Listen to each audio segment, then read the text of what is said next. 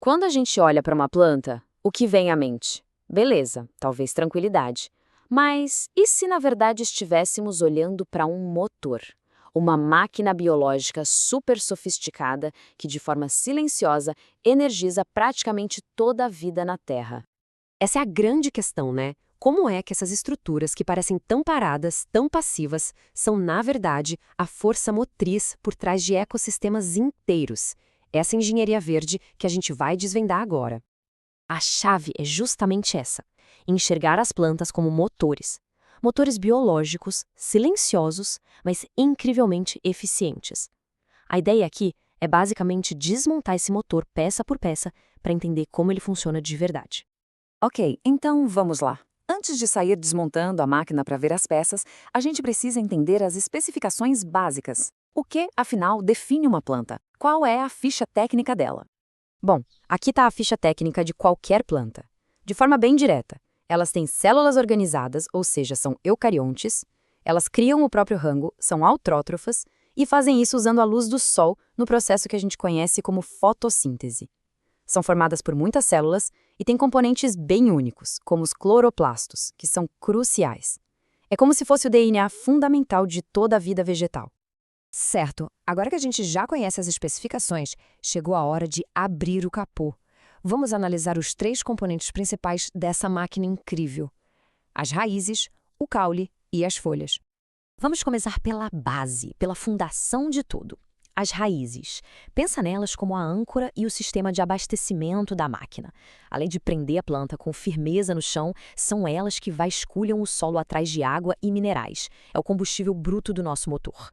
E o mais legal é que não existe um modelo único de raiz. Muito pelo contrário.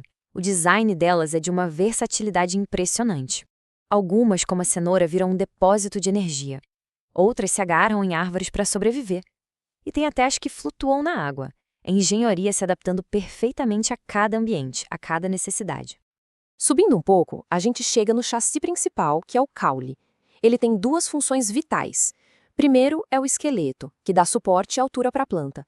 E segundo é o sistema circulatório, uma rede complexa de tubos que garante que os recursos cheguem exatamente onde precisam ir. E assim como as raízes, os caules também não seguem um padrão único.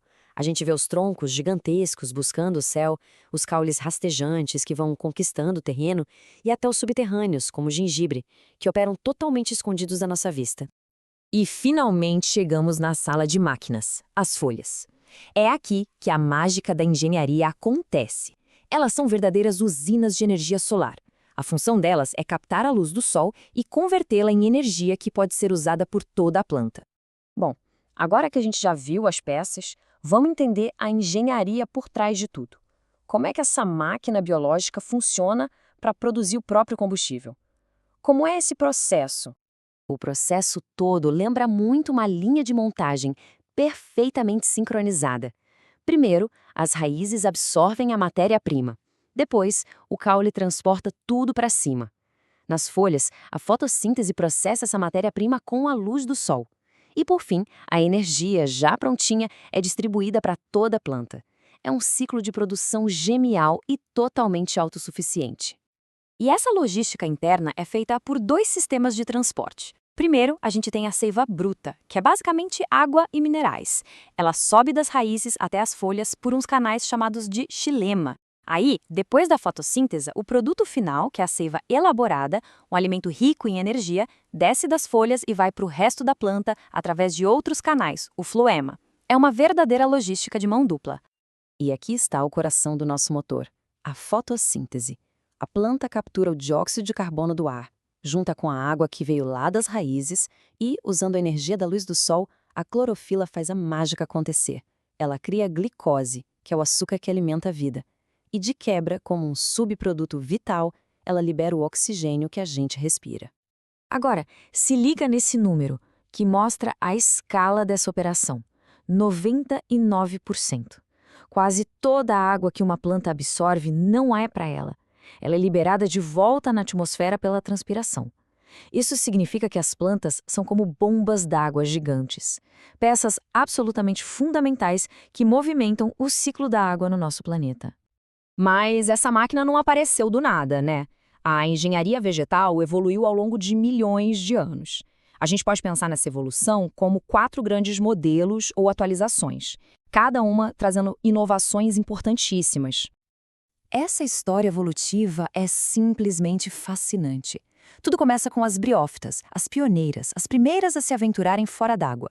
Depois vêm as pteridófitas, que desenvolveram um sistema circulatório, o que permitiu que elas crescessem bem mais alto. Aí as gimnospermas criaram a semente, uma revolução na reprodução. E por fim, as angiospermas, que dominaram o mundo com a inovação suprema, as flores e os frutos. É uma verdadeira corrida armamentista de complexidade. E depois de entender toda essa engenharia, fica muito claro o quão fundamentais essas máquinas verdes são. Elas não são só uma parte do mundo. Elas são a fundação sobre a qual o nosso mundo foi construído. No fim das contas, as plantas são as produtoras primárias. Elas pegam a energia bruta do sol e a transformam em algo que todos os outros seres vivos conseguem consumir. Elas são a base da pirâmide da vida. Se a gente tira essa base, toda a estrutura, toda a vida como a conhecemos simplesmente desmorona. E tudo isso nos deixa com uma reflexão. Se essas incríveis máquinas biológicas são a base de tudo, a fundação do nosso planeta, qual é a nossa responsabilidade em garantir que elas continuem funcionando? É algo para se pensar.